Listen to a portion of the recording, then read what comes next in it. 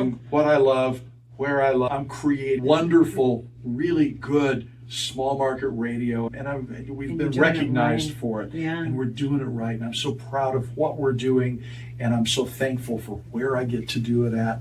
I love this community. I love this town. I love Wyoming. I love being here. There's no place else and we like to travel. We like to go, but we get to come back here. And the town's good. The relationships are sweet. It's so nice to sit at 65 and say, this is good. This is good. This is good. Really good. And I own my own radio stations. I work for myself. We make enough money to go on a cruise every year. We're good. We're good.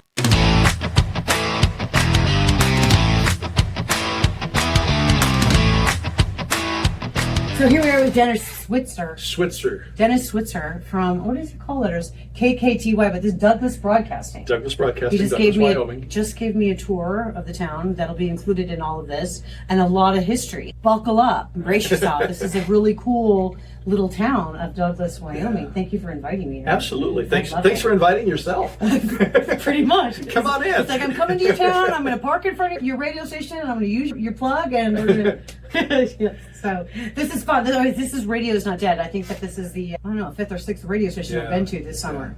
And it's been a blast as I head back west. First it was headed east, now I'm headed back west, and I had to come by and see you. All right, Dennis, first I want to know your background, how you got into radio. Before you even got here to Wyoming, you have a really cool story. And then I really want to just hear all of the great stuff that you do, because I feel like I've already gotten a lot, but I know I haven't gotten it all. And I don't want to preempt. I saved some stuff for the camera. Yeah, good. Okay, good. We're just finishing up 30 years here in Douglas.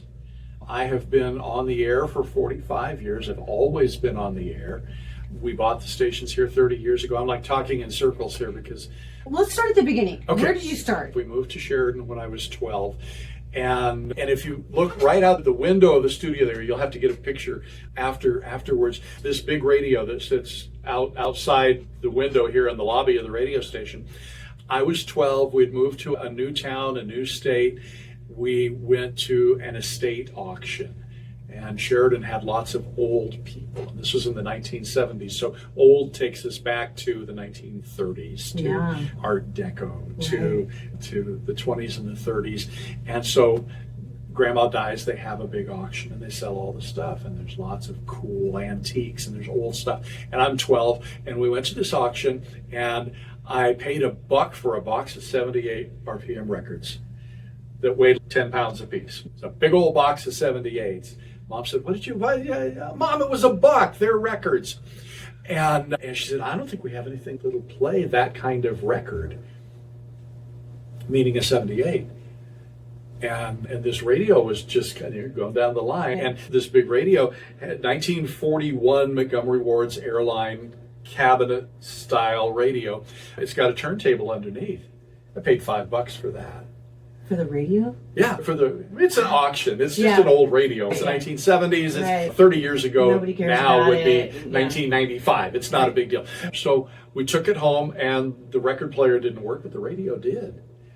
And this is summer of 72, and we put the radio and the record player downstairs in the basement, and I discovered John Record's Landecker on WLS, 89 WLS Chicago, and KSTP in Minneapolis, and KIMN in Denver, and KFI, 64 KFI, all the big top 40 AM clear channel with a small C. Right, yeah. All the big top 40 rockers in the 1970s were a thing. And so I'm geeking in the basement. I'm a teenager. I'm doing my homework. I'm building model cars. I've got the radio on, and I'm tuning the dial. And I've got a folder of I logged the stations, the frequency and the call letters. Oh man, you were a real radio geek. I was real radio geek. No, I guess I have to do the headphones, right? I mean, it wasn't that I was going to grow up and be a disc jockey. It was a teenager listening to the radio stations. And eventually I got my driver's license a couple of years later. Sheridan, Wyoming had a great Main Street cruise. You go out in the summertime and everybody's up and down Main Street and everybody's got their windows down and the same song is playing on every radio because they're all tuned to 1520 KOMA in Oklahoma City. which is 3 states away, 4 states away. Yeah. Directional signal at night blows across the Midwest. There's so many of us that grew up on KOMA. We had a top 40 FM in Sheridan that nobody listened to. And so the radio was always like there while I was growing up. 17, spring of my junior year in high school, the girl that sat next to me in band worked at the little radio station in town. There were 2 radio stations in Sheridan. There was the big KWYO was the big country station. KROE was the little AM daytime or pop station. She worked at Crow, and she said, there's a job opening. I was in band. I was on speech team. She said, music, you can probably talk. You should come try out. And I did, and got my first radio job spinning 45s. Mm-hmm. And that summer, it was Fleetwood Mac, and it was Heart, and it was Boston's first album. Best it was music such a ever. Great time for music. Yes. And I did that all summer between my junior and senior year. School started again. I got fired because I was supposed to work weekends. And I always had something else to do. There was a band trip or a speech trip or something, a family vacation. Yeah. And I came back one time and my name wasn't on the schedule anymore. I really got fired from radio that is stuck. Yeah. But I'm officially a radio person because I've been fired. Knocked around a little bit, and in 1995 we bought the stations here in Douglas. All right, now you say stations. Yep. Okay, so you have the AM and the FM, but you had more. We bought an AM FM simulcast. We bought the worst radio stations in Wyoming. They were days from the woman who led the company said, if you don't come do this, we're pulling the plug. Wow. And I'm sending the licenses back to that blankety blank FCC. Wow. Because they were bleeding. And the station had been through several owners in a short amount of time. And so you saved them and resurrected them. It was a train wreck. We had a 1950s vintage RCA transmitter. I showed you the transmitter site. We had an old RCA that still worked. It scared me to death. It was all tubes, and it was all going to kill me every time I opened the door. Simulcast with a little Class A FM. And here you are. But you've added to that. We have. Yeah. Now I can't even do it. KKTY was AM 1470. Like your children. Well, you say it's all the same time. No, well, I'm thinking back of all of the call letters that I'd worked at. I had to go through my resume to get to KKTY. 1470 and KKTY FM was and is 99.3 FM. And it was 800 watts when we got here. It's a Class A, so it was equal to 3,000 watts. Now 6,000 watts. They powered it up. It's all the moving pieces. We went from 2 stations simulcast, and now I've got 6 signals. Yes. We moved the country signal to the big FM, covers the region here. We get 60, 70 miles with a very good signal. And then we put classic hits on our AM, our 1470, and its translator here in Douglas. So that's 3 of our signals. The 4th signal, our original Class A on 99.3, is hot AC. I wanted a pop signal here in Douglas, but it doesn't get to Casper. Casper is the city, and we want to reach everybody there, right? So when we built 1580 over there, we simulcast hot AC on 99.3 in Douglas, 1580 in Casper, and then we take the 1580 in Casper and put it on the translator, so it's like an extra hop. But I've got that format on 3 of my 6 signals, 2 FMs, 1 in Douglas, 1 in Casper. And with that footprint, we're covering 80,000 people. And between all 6 signals, there's probably a little over 100,000 population count in the footprint. So you gave me a tour of the town. Yeah. And your stories, I wish I would have. Here's the thing. I wanted to be paying attention to Dennis and the town, so I didn't record the stories because I didn't want to be like, oh, let me catch this. Gosh, no. No, but I told stories because I knew we were going to be talking about it. Yeah. I wanted you to have some community vision of who the community is, that you would understand what I want to accomplish here and who we are.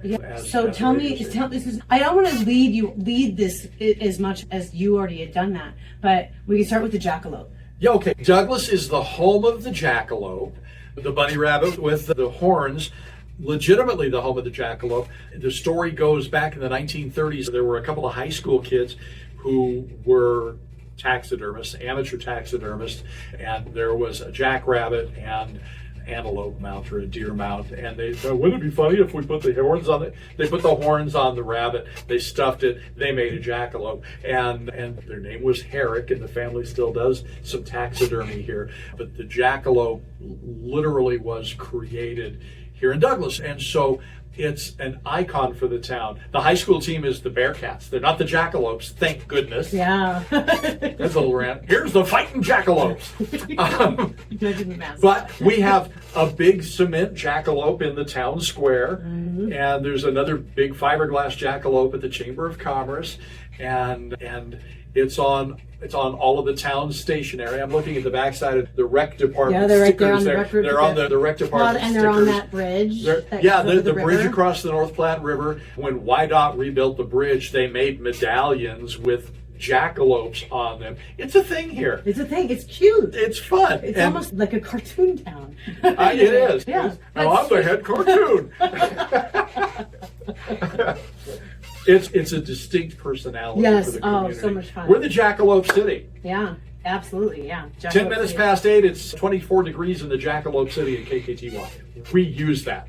It's part of the ID of the community. Yeah. All right, now your Bearcats. Since you brought up the Bearcats, okay. Yeah. Big sports guy. There's awards for your sportscasting on the wall out there. Yeah. And you took me by the stadium, which I should have. See, here's the thing. I should have taken pictures. We're gonna have to make another loop. I think we're gonna have to. We're gonna take the dog with us this time. There you go. But yeah, but I was so enthralled with the stories, I didn't even think to take up my phone and do anything about it. Right. So tell me about your high school, because the whole story you told me about the community and where they park, and you're the announcer. Yeah. You are the Bearcats. Okay, Jackalope. See, you can find one of everything in my office. Yes. My office is like a magical world here. Okay, so Bearcats high school sports. Yeah, we moved across the hall because we got kicked out of the studio. Because a real employee showed up. Welcome, real employee. I have so few. Douglas has one high school, and this is one of the things that I so love about small market radio. Number one, it's relational. Yeah. We went to Subway, and I knew the owner, and I knew the girls working behind the counter. And even that bar that we went to, you knew the girl. Yeah. There's the video of that. We're not going to talk about that much here because you've already done enough of that. Cool. Of the college bar. The college and bar. But even that was relational. We know, got to go upstairs to the brothel and without the owner with us because you knew the drill. Yeah. Small town. It's like we all know each other. You own it in such a good way. Yeah. And people complain about small towns. And everybody knows everybody's business. And there's some of that too. But man, we say hi to each other on the street. What a concept. Yeah. It's friendly, and we live here. And it's community in just the best sense of the word. We have one high school. And it snows in the wintertime, and it's cold, and there's nothing else to do particularly. Everybody is a Bearcat fan. When the audience comes out, I ask you, where's everyone sit? And you're like, park over there. Yeah, okay. So listening to the radio. Yeah, That's what I love. Bearcat Stadium is a sweet little football field that the school district has upgraded year after year, and it used to be everybody parked over on the north side of the field, and so when they remodeled and they built some seating over there, visitor seating is over there, they fenced it off and they built a parking lot over there.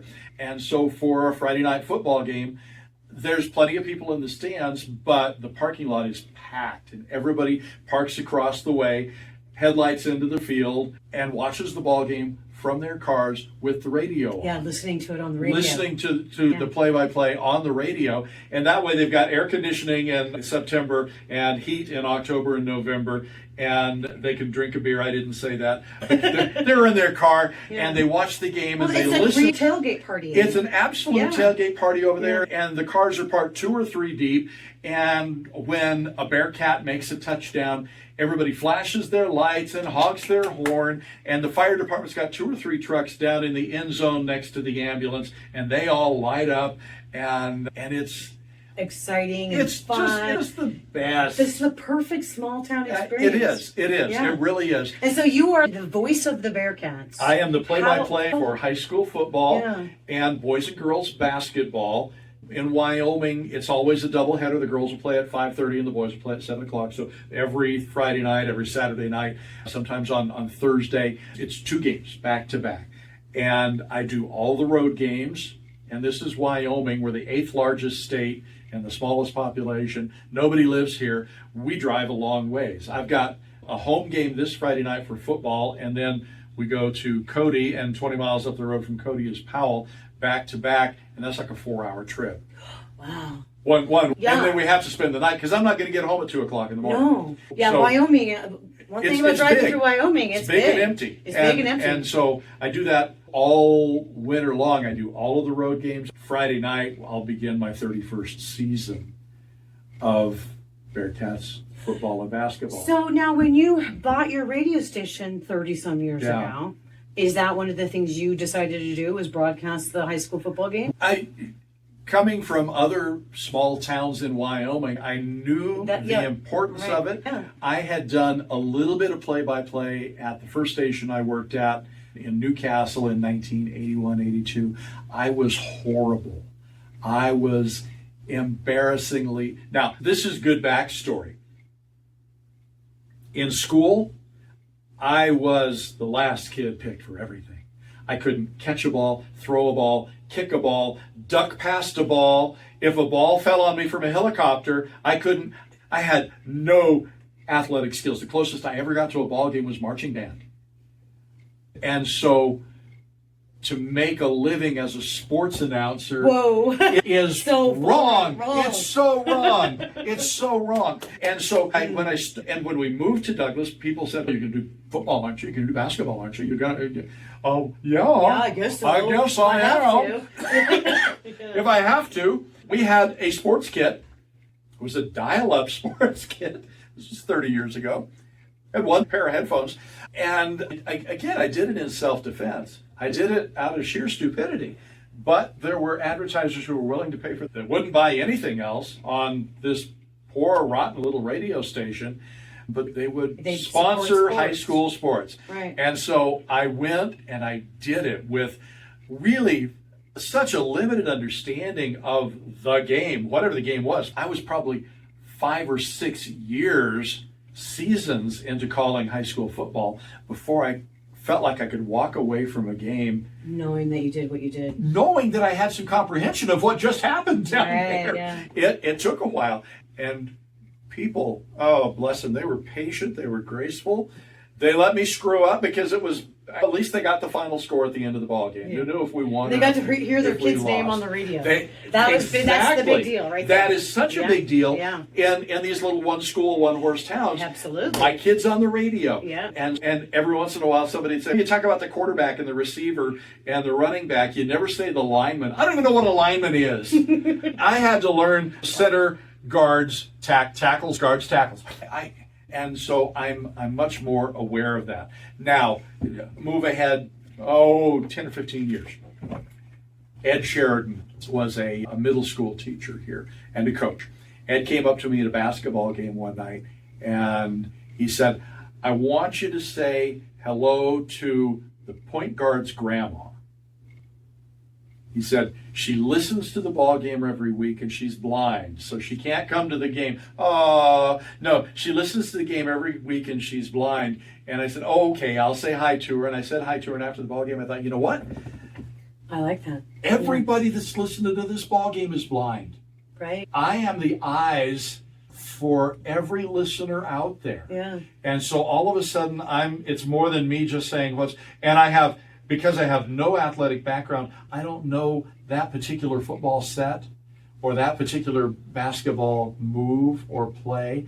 And so I have to be visual. I have to describe what's going on. But now I'm describing the coach who's stomping up and down the sideline, or the opposing team who tonight is wearing their road red uniforms with the white numbers and the black helmet. See, I'm the eyeballs now. And I'm describing the game for somebody who doesn't understand it any better than me. Mm-hmm. And so my calls really, that was something that triggered me, that shifted in my mind what I was doing. Right. And radio, whether you're podunk sports guy or Paul Harvey, it's a storytelling medium. It's theater of whether the mind. You're telling a 30-second commercial story or a NPR, bless them, they do wonderful half-hour-long news stories. They're really good at it. They're storytellers. If I'm telling the story of if you have grandkids, what does every 2-year-old want to do? What does every 1-year-old want to do? Tell me a story, play a game with me. That's radio. Yeah. Tell me a story. Tell me a story of the game. Tell me a story of the football game. I like this part of my job. Yeah. For somebody who never graced a ball game. A ball field, yeah. And I have been named Sportscaster of the Year by the Wyoming Association of Broadcasters 2 or 3 times. Isn't there some Hall of Fame one out there? This year, yeah, in June. June was my double whammy. In early June, I was inducted into the Wyoming Association of Broadcasters Hall of Fame. I'm now officially an old guy. Okay. I was the next one up, I guess. You have to reach a certain age or something? I look at the other guys in the Hall of Fame, and these are like legendary broadcasters that I got to work for. But now you're that guy. Now I'm that guy. Now you're that guy. There's a sweetness to that. Yes, there is. There's such a sweetness to that. Yeah. And I value that. Yeah. And then late June, I went to North Carolina. I was the National Sports Media Association Wyoming Broadcaster of the Year. Wyoming Sportscaster of the Year. That's a mouthful. It is. Well, they name a sportscaster and a sports writer each year from every state. So there's 100 people. It's not like but I was there with some pretty cool people. Yeah. And it was an honor. And again, I look back at that list that goes back to the 1960s to some legendary Wyoming sportscasters who are in that same group. And now this non-athletic radio the band nerd, kid, the band kid, the radio nerd who built model cars in the basement, is in the radio hall or the Hall of Fame of Sportscasters. Yeah, I love it. Yeah, it's cool. It is cool. And there's so such cool. a sweetness to it. Yeah. But the flip side of that is I'm now well into a second generation of kids playing ball. The kids who were playing basketball and football, they're the parents when now. I came here 30 years ago, their kids are playing now, and I'm watching them graduate and get married and have families, and that's community. So we have 3 formats on 6 signals spread across 60 miles. We've been doing this pretty good for 30 years. I'm proud of this. Yes. I'm proud of this. Yes. I love what I do. Yeah. I can't imagine. I'm so blessed. Yeah. I get to do what I want, where I want. I'm the boss, so there's nobody breathing down my neck except the bank. I wish everybody listened to my station 24/7, but I know they don't. So when they turn it on, there's a local newscast produced for every hour of the day. And they're just as important at 10 o'clock at night as they are at 10 o'clock in the morning, because different people listen at different times of the day. And I have listeners at midnight. I have the bar crowd at 2 o'clock in the morning here in Podunk. There's still cars on the street. There's still people listening. And so it's important to me to make good radio at 2 a.m., just like it's important to me to make good radio at 2 p.m., the middle of the afternoon, middle of the night. Different audience, different people, to create good radio regardless of what time you tune in. Yeah. I still remember when I sang 89 WLS in the other room. Yes. Okay, the big top 40 Chicago station.